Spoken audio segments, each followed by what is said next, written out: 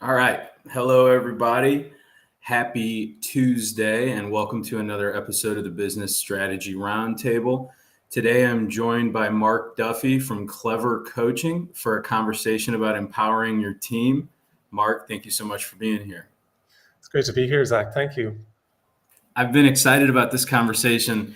For those who have been following the podcast for a while, know I have a people development background. I come from the restaurant industry, had a Domino's franchise for a stretch of time, and grew up playing sports and being very involved in team-related things.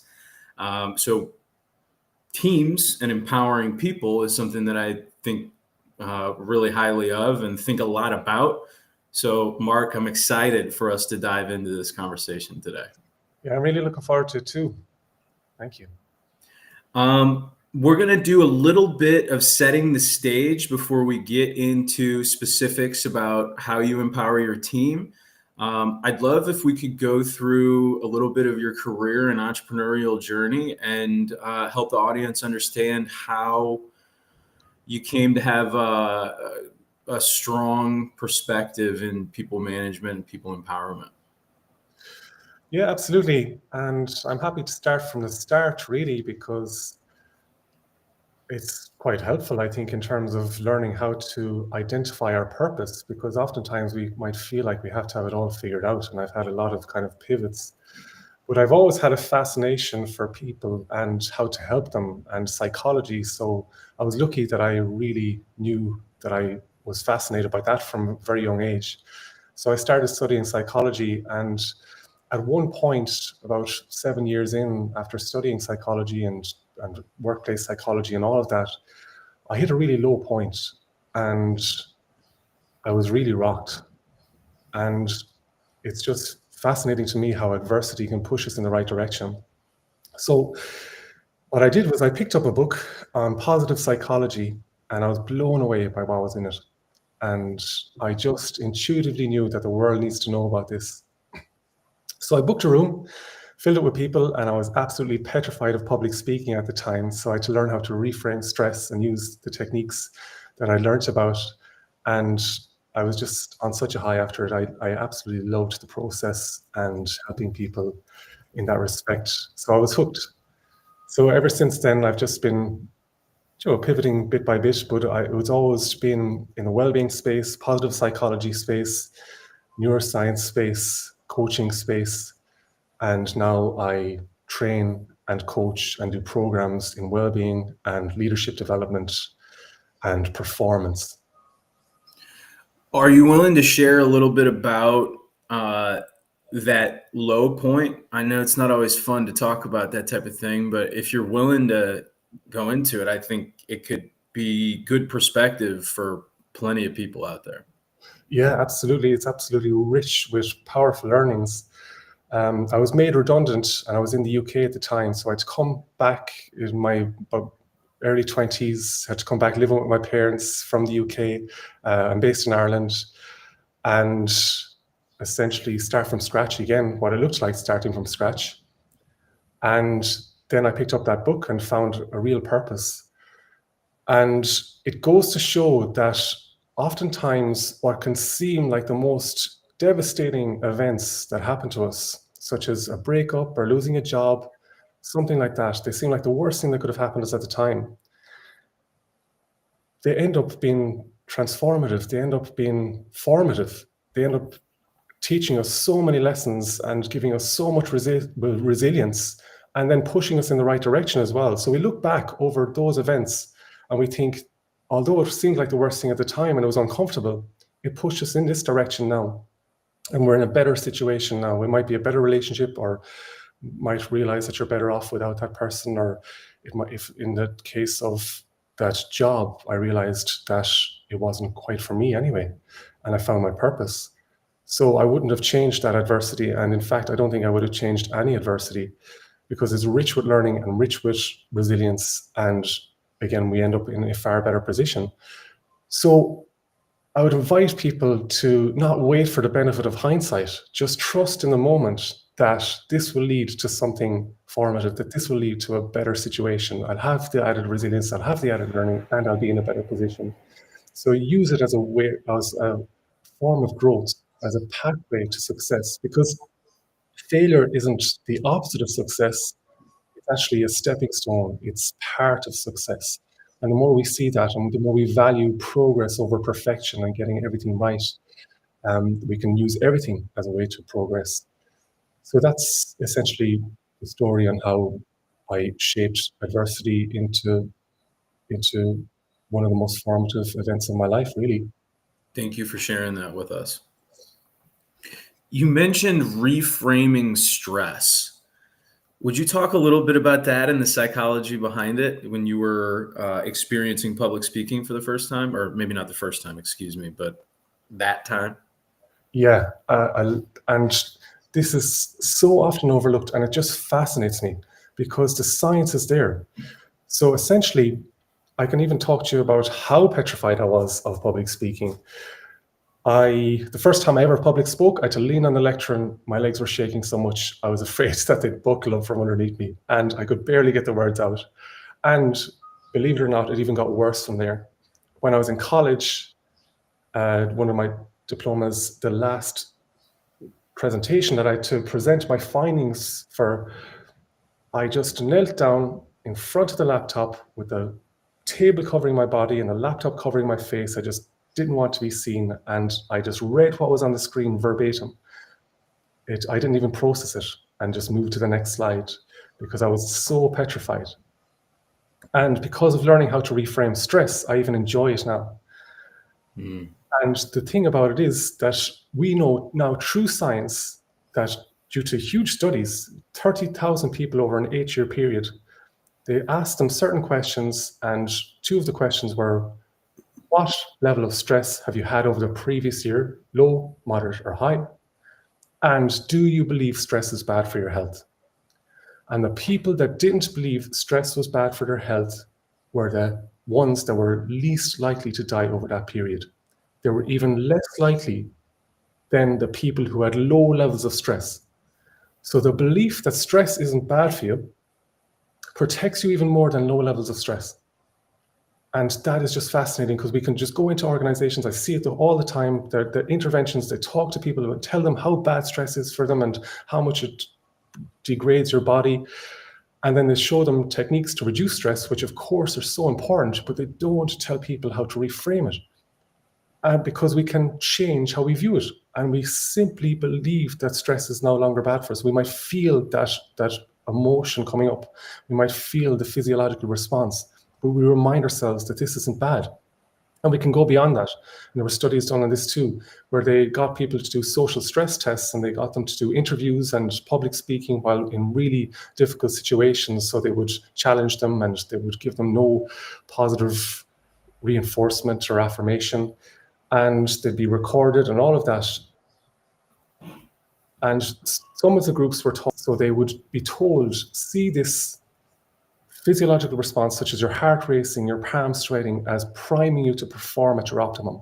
So if you feel your heart racing, you think, okay, yes, I'm getting more energy now. I'm getting more oxygen and blood to my brain. So I'll actually perform better than if I hadn't any stress at all.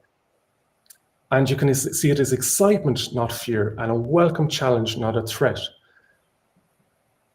So with that, the reason you actually even perform better than without stress, and the reason that you're actually even healthier, if you don't believe stress is bad for you, is that your blood vessels remain relaxed. Because in a normal stress response, your blood vessels constrict. And that is why, if you believe stress is bad for you, rather, that is why stress can be bad for our cardiovascular system and essentially all of our systems, because we also release cortisol, which is a stress hormone, when we believe stress is bad for us. But if we simply reframe it and see it as not bad for us, or even go beyond that and see it as excitement, not fear, a welcome challenge, not a threat, our blood vessels remain relaxed. So we're getting more oxygen to where we need it. And fascinatingly, we release oxytocin instead of cortisol. And oxytocin is a hormone that is good for all of our systems. It's called the cuddle hormone because it's released when we hug someone. And it's powerful for us. And instead of cortisol, we release that. So we perform at our optimum with stress. We perform even better than if we didn't have it. So welcome it in. Tell yourself that it's good for us and at least not bad for us. And you will perform at your optimum. You'll be more confident, be more competent. You'll even enjoy it. And it can take a bit of practice, but you'll also be healthier. You'll live longer as a result. Now, the first few times I would tell myself, no, you're not stressed when I public speak. And then my mind would say, no, you are stressed. And then I'd have to just kind of keep reframing it. But you do learn it over time. And then you start to welcome that uncomfortable feeling, but it starts to feel more like joy or courage than it does discomfort or something that we need to shut down. And you can apply that to everything that you find stressful, absolutely everything. Amazing. I just as a personal, thank you for sharing that. And as a personal anecdote, when I was a young child, when I was a kid, I mean, we're both young people, but when I was a young person, I used to think not that stress was good or bad, although I did think that it wasn't quote unquote good for me, but I thought about it in terms of just like really black and white. I used to think if I'm stressed, there's something I need to solve. There's something that needs to be dealt with. Whether it be like getting the get done or like, having an uncomfortable conversation that needs to be had or like, cleaning up my room, whatever the stress was at the time. And I welcomed it from the perspective that it was informing me, And I think that it had a positive impact. It's just interesting to hear you go through the psychology of it now. Yeah, I love it. It's emotion. It's a call to motion. It's a call to action. But oftentimes as well, it's due to, in that case, that's a call to action and it's helpful and we can use it. But oftentimes as well, I suppose the first stage is to realize that our thoughts aren't necessarily helpful or kind, but they're often not even true. So even just being okay about that emotion and okay about what comes up and just, if it's not helpful, letting it go or just letting it be, it'll run its course. And we can then, take steps in a positive direction. We don't need to feel stress. We don't need to feel that negative stress rather to actually perform. We feel like we have to be under pressure. We feel like we have to feel stress or else we mightn't perform or we mightn't take action. But we don't even need to see things as a problem to manage it or to deal with it. Like I love the analogy that if we're driving down the road and we see the white lines, it can help us to steer the car. And it can be just like that for, let's say, a thought or an emotion that is helpful at the time, even if it's uncomfortable. We can just redirect. We don't have to catastrophize over it or beat ourselves up about what comes up. We don't even need to see it as a problem. It's just something we adapt to. Right. I love that. Well, we have a tight window today, so I want to keep us going. I could go into the depths of conversations like this for hours and hours and hours. So as much as I want to keep batting it around, I'm gonna try to keep us on track here. And I want to ask you how you transitioned into your entrepreneurial side, having Clever Coaching and building your own business from the point where you were doing your public speaking and sharing the things that you'd learned. How did that moment of I want to share this with people turn into you having a business that is kicking ass? Oh, thank you very much. And yeah, it's another thing where I just identified what my values were, and helping people with this was just so important to me because I've just seen the transformation in my life. It just shifted everything. And then I've seen the transformation with clients. And of course, I had a bit of imposter syndrome at the start, but the more and more evidence that I saw that this really works, that started to fall away. And even to be okay about a bit of imposter syndrome, we all have it at times, that helps for that to fall away. But I identified my purpose, and I realized that my purpose was bigger than me or my insecurities about public speaking or posting on social media and helping people in the way that I know best and using my strengths in the way I know best. is bigger and more important. So identifying my purpose was absolutely key, and identifying our top values and honoring those top 5 to 6 values has been absolutely key, because I can check in and see where I'm spending my time. And if I'm not spending my time and energy and resources in a way that's honoring my top values, then I redirect. I redirect, and my top values are life, love, relationships, well-being, and purpose. And because purpose is there in my top 5, I honor it, and that's essentially where I spend a lot of my time now. And I love it. I just find it really rewarding and fulfilling, and I just want to just share it with the world. Tell me a little bit about the building process of the business. Was it what you expected, having been a part of maybe a more corporate structure and then going and doing your own thing? Or did you feel like it was just a natural walking forward path once you knew what it was what your purpose was?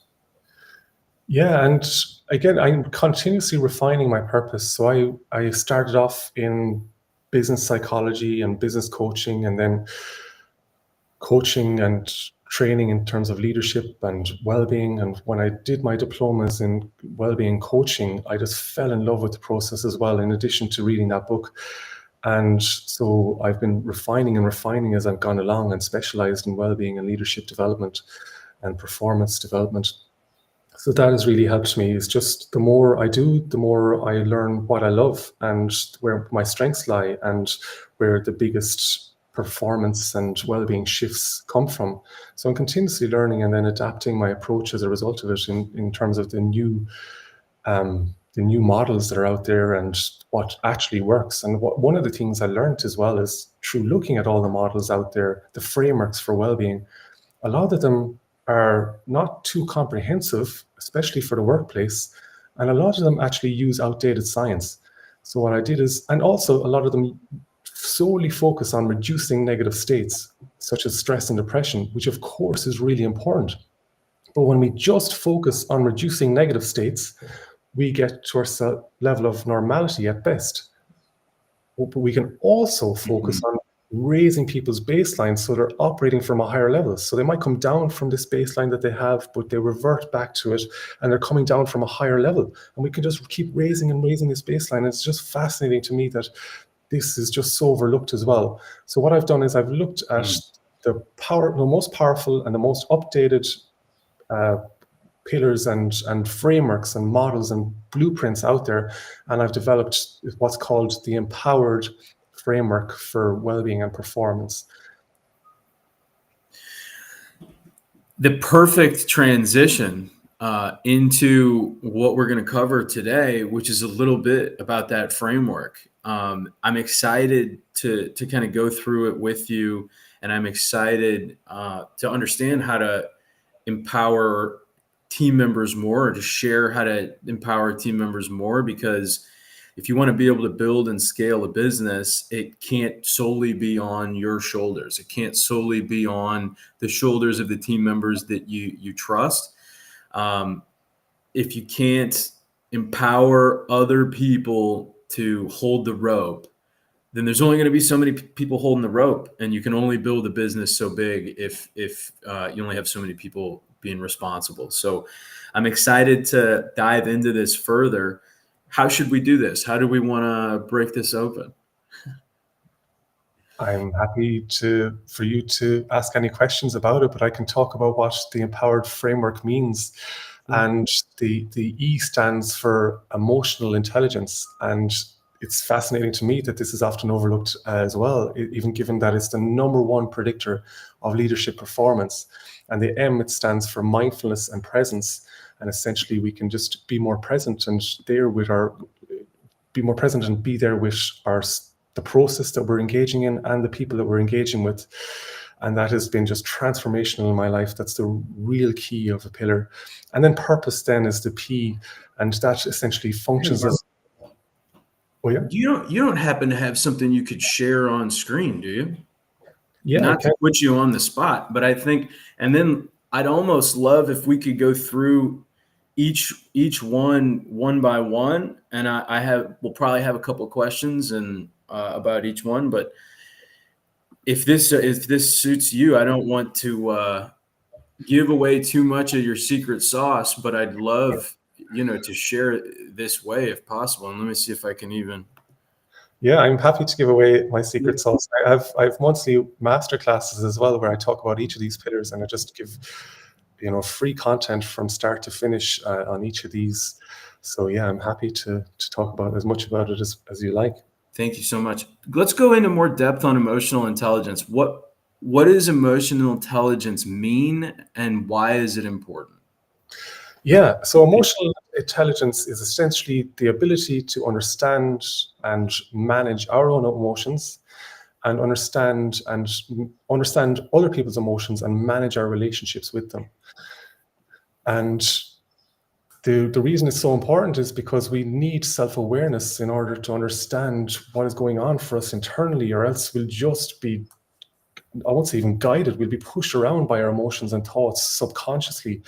And I think we can all, let's say, understand or have experiences of maybe someone coming into a room and just everything maybe going quiet and people getting a bit more tense, and maybe that person saying one or two things that people might annoy some people, and then they go away, and people might think, how could they possibly say that, and that person might be completely oblivious to it, and that's a lack of self-awareness.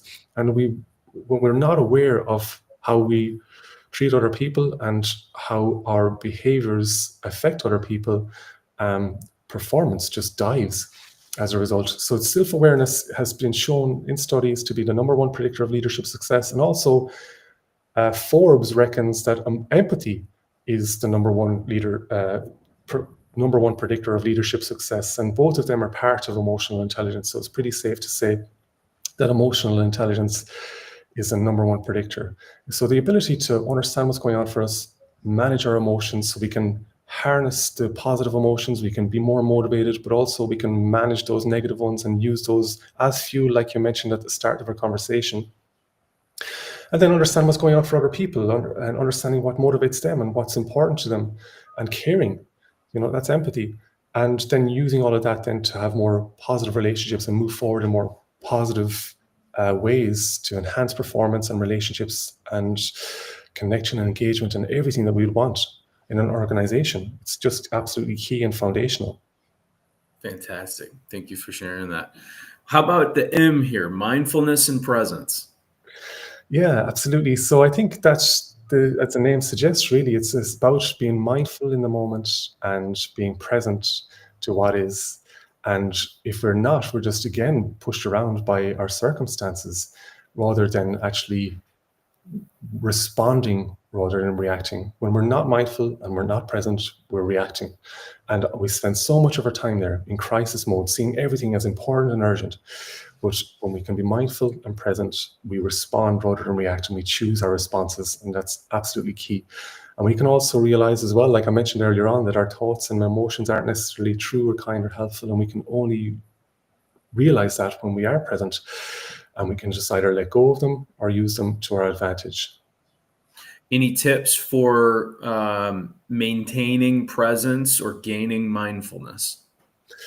I've come up with a framework due to all of the learnings I've done, and it's called the PALO framework.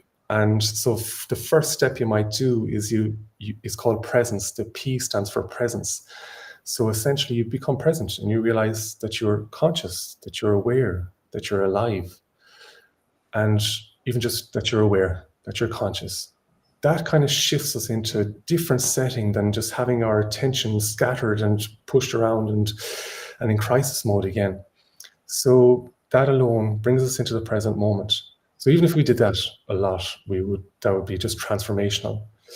And then the A, so that can be like acceptance of what is, because acceptance is essentially not fighting with or denying reality. We accept what we're feeling, so we're no longer compounding it by fighting it or trying to numb it or pushing it away or denying it, because that just compounds things. And acceptance doesn't mean we don't do anything about it. That's an internal process. So once we accept it, the emotion or difficult thought can run its course, and we can deal with reality rather than fighting it. So from that place, if we then need to, take action, we still can. It's not acceptance as in just not doing anything about the circumstances. Acceptance as in not fighting it. And then L is let go. You can just let go of those unhelpful thoughts and emotions if they don't serve us, if they're not true or kind or helpful. And we can even reframe them as well from here. We can see what is a more helpful or true or kind thought and what's the evidence for that. So we'll start to believe that once we see the evidence for it. And then O is open. So we can open up to possibilities. We can open up our heart even. We can open up to possibilities and positive emotion and love if we choose. So if we keep going through that process over and over again, we will see that our unhelpful thoughts and emotions transform, and we're just left with a more open, kind, loving presence, and we can bring that everywhere. Fantastic. Thank you. We're up to P. Yeah. So P is purpose, and that is essentially the North Star, really. This is the reason for being beyond profit. And maybe even the reason, like way beyond profit, Yeah, essentially. So this is essentially, if you're looking at your own purpose, this is how do I want to contribute? And based on that contribution, what impact do I want to make? So Simon Sinek comes up with a nice little framework. It's 2TO, and then there's a space. And within that space, you put in the contribution you want to make. And then so that, and then another space. And you put within that space, you put the impact you want to make based on that contribution. So to help people to identify their strengths so that they perform at their optimum. It's just one that I came up with there, but that's just an example. So identifying your purpose, you can do that for yourself, you can do that for your team, and you can do that for your organization, and you can follow the same structures to contribution so that impact. And that is informed by your values. So to identify your values before that is a great process, and your values will shape that. And you'll see that it's beyond our own selfish needs. It's a purpose. It's about something greater than ourselves. It's about a cause or a group of people beyond ourselves. And what the wonderful thing about this is, if teams are aligned with this purpose, they might disagree on how to honor it and use it and go towards it, but they might disagree on how to get there, but they'll be aligned on where to go. So at least when they have disagreements, it's not personal, it's just a disagreement, so that you can overcome conflict so much easier when we're all aligned with this purpose. Okay, we disagree with this, but we're all focused on the same thing, we're all aligned, we're all want the same outcome. So let's work together, let's collaborate and contribute together and reach that purpose together. And this might, like I mentioned before, you might evolve and you might keep refining your purpose as time goes on, like I've done and I'll probably continue doing. But it's just absolutely powerful because it leads to fulfillment and it leads to long-term happiness. Although you might have discomfort in the moment, because it's discomfort for a higher purpose, it's fulfilling. It's not as stressful. It's not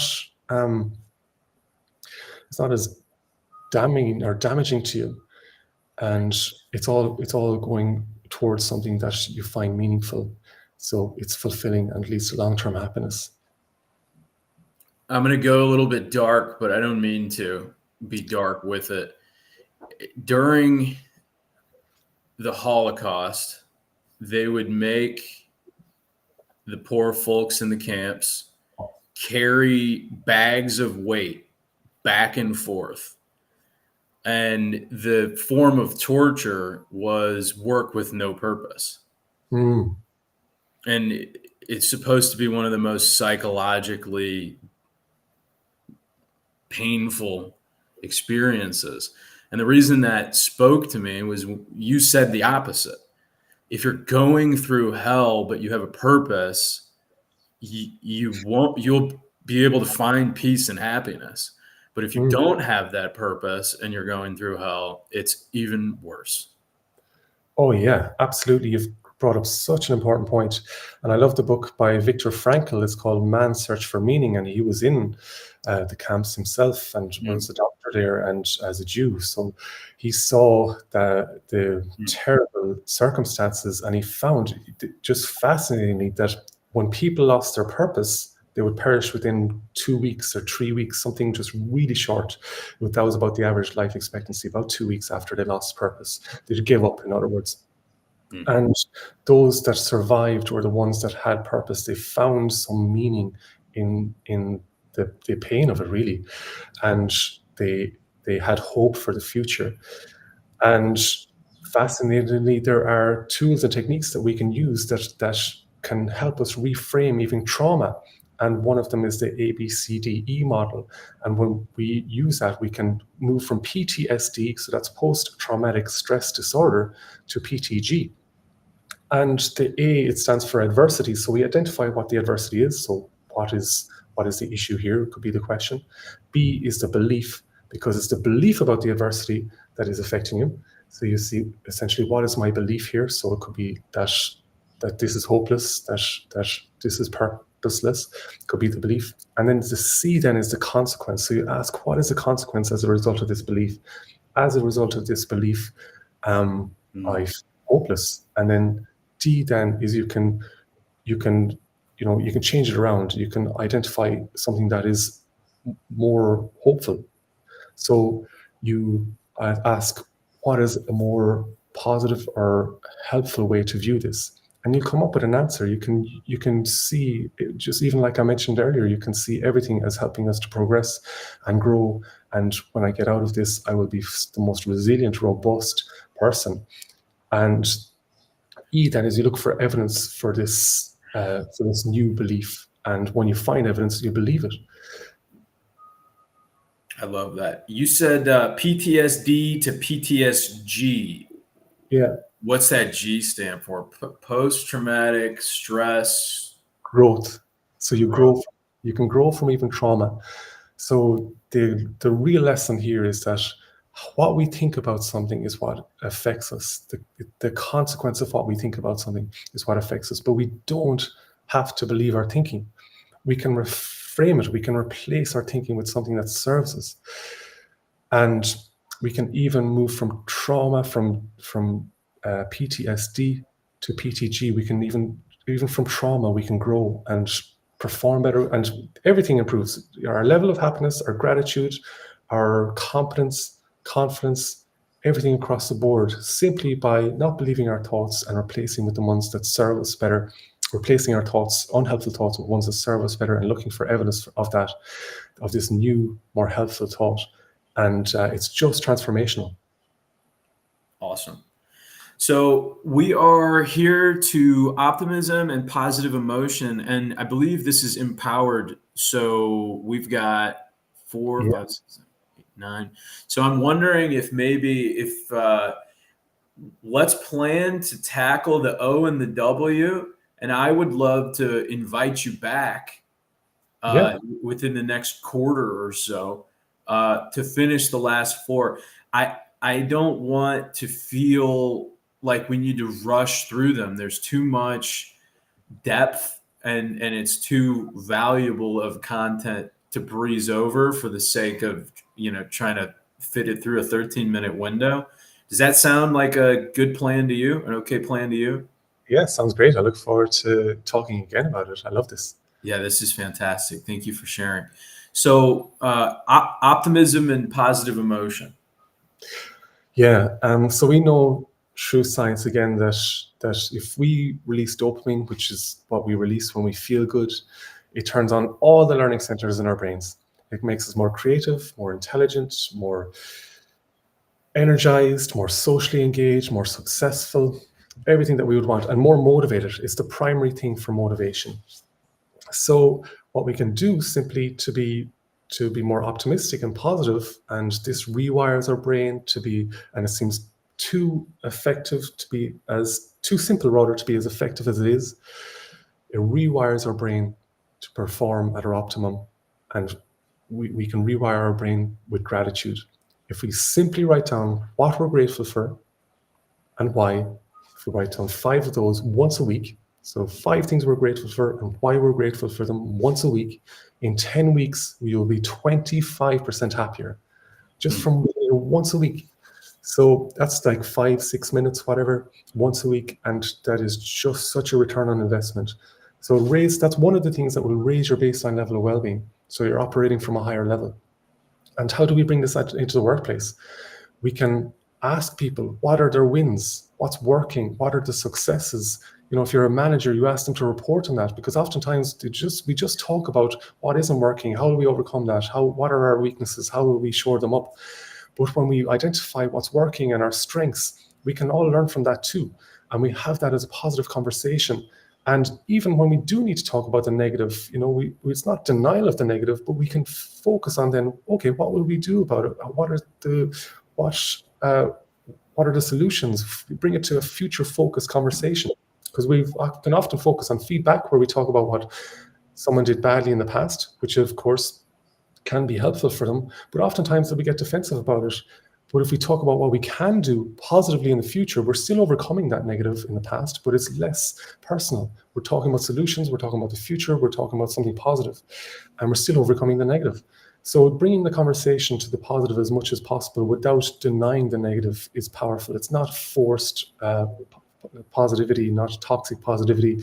It's simply acknowledgement of the positive and using it and seeing what the wins are and talking about them, because they're so often overlooked. And we do that in a timely manner, and we do that in a specific manner as well, and it'll just transform everything. The people will start to see themselves in a more positive light. They'll see their work in a more positive light. They'll see the wins, they'll acknowledge them, because oftentimes we have a win, we just think, oh, okay, what's next? Without acknowledging it, without getting that vital drip of dopamine. And it just is transformational. I see here in the subtext, over half of employees are dissatisfied with their jobs, and it looks like that's a Gallup study that found that statistic. Why are they dissatisfied? And tell me about the impact of dissatisfied employees. Yeah, absolutely. So it's a little over half. And to me, again, that's fascinating. That's one of the reasons that I do what I do, is because it's just so unnecessary. It doesn't have to be the case. And it's detrimental, performance dips, engagement dips, relationships dip, everything that we would want in an organization dips as a result of being unhappy in the organization. People are just not engaged when they're not happy there. And so the reasons it happens is just what I mentioned about simply acknowledgement.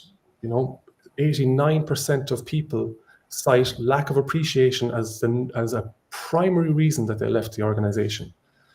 And it's so easy to do. You can just acknowledge when people are doing things well, and it's free, and it is powerful, and it's transformational, and it'll just skyrocket.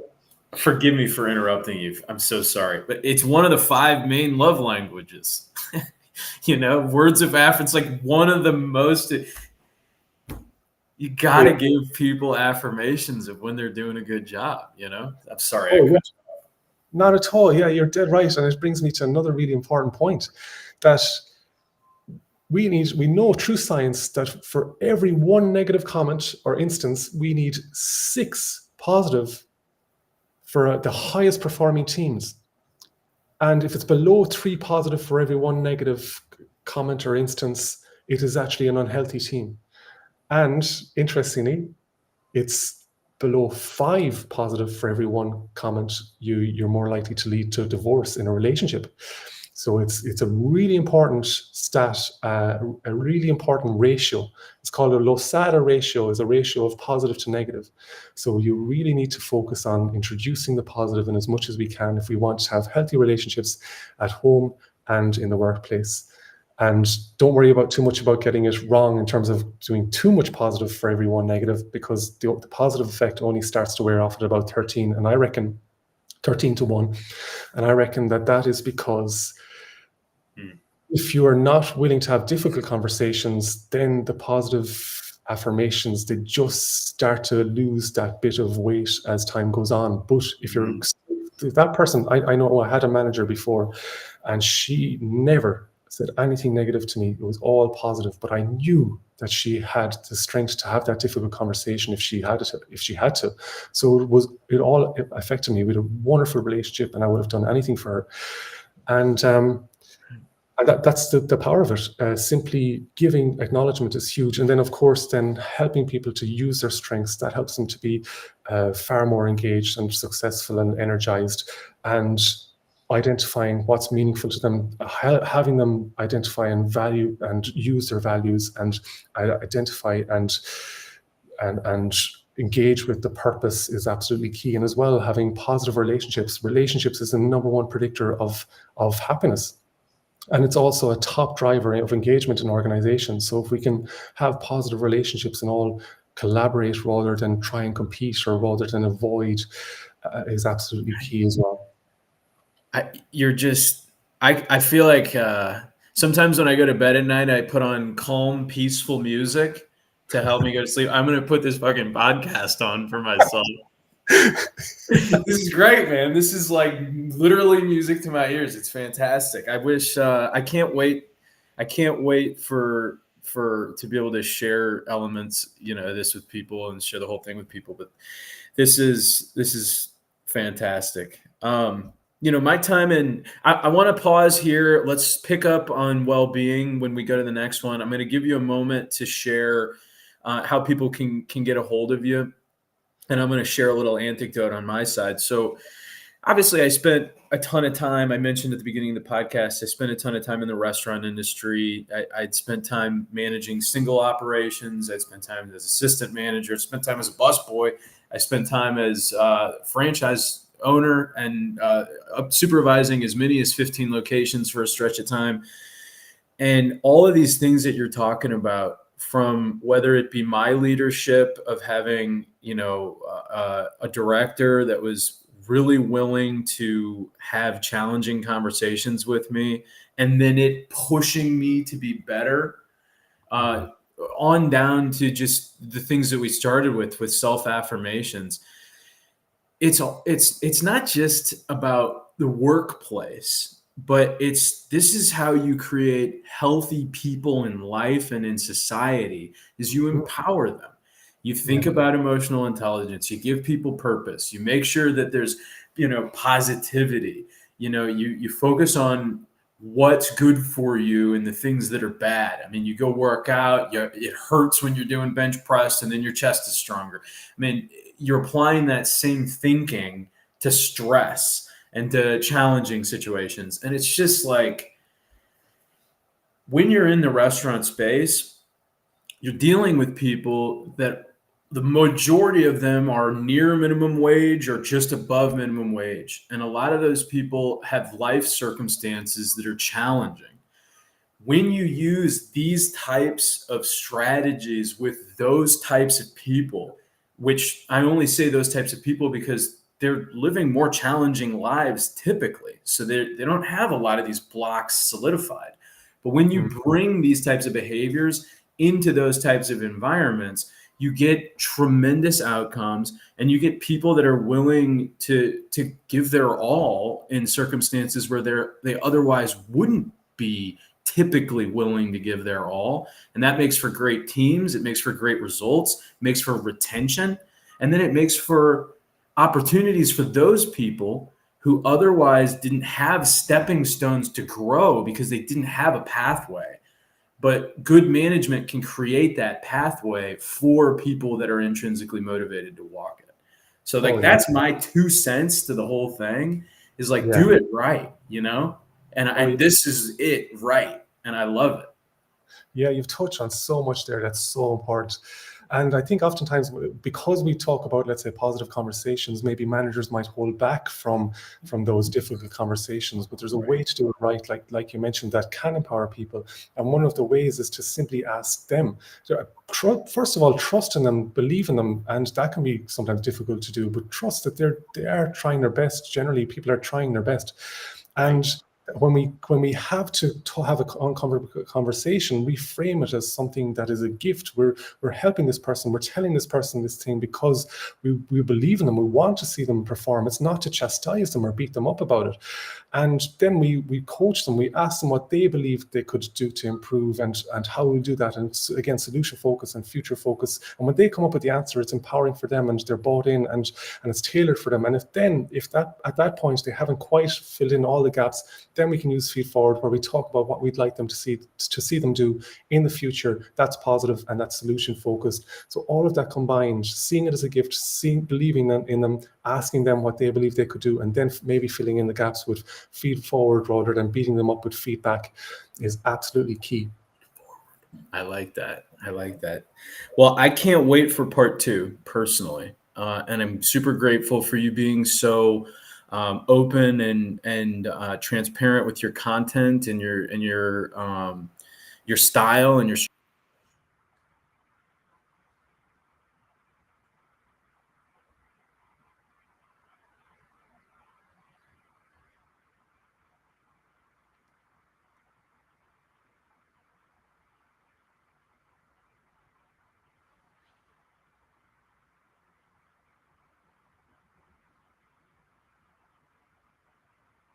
You broke up there, Zach. I don't know if you can hear me.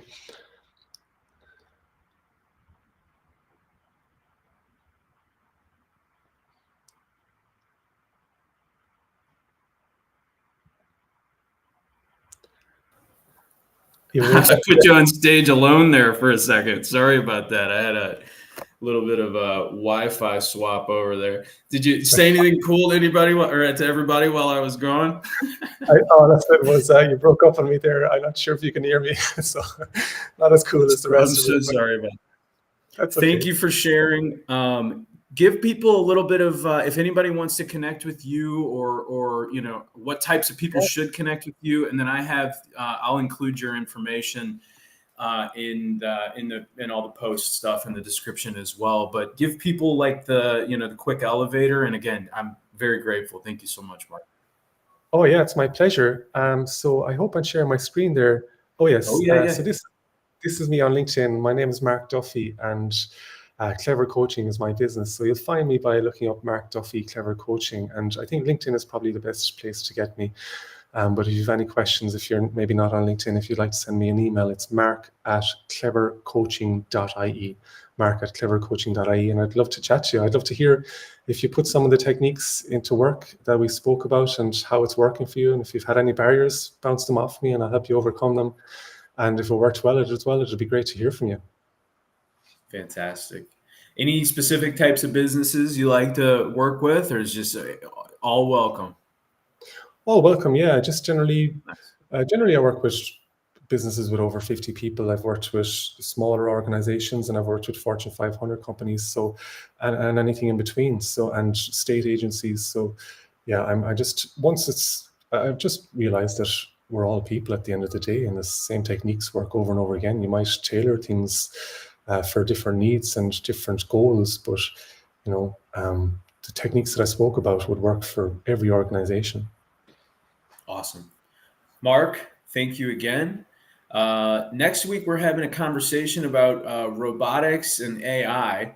So like what's robotics likely going to do and what's it not going to do. So that'll be an interesting conversation. Thanks for everybody who joined us today, and everybody have a great rest of your Tuesday. Mark, thanks again, man. Thank you. I really enjoyed it, Zach. I'll see you for the next one. Looking forward to it. All right. Bye, everybody. Take care. Thank you.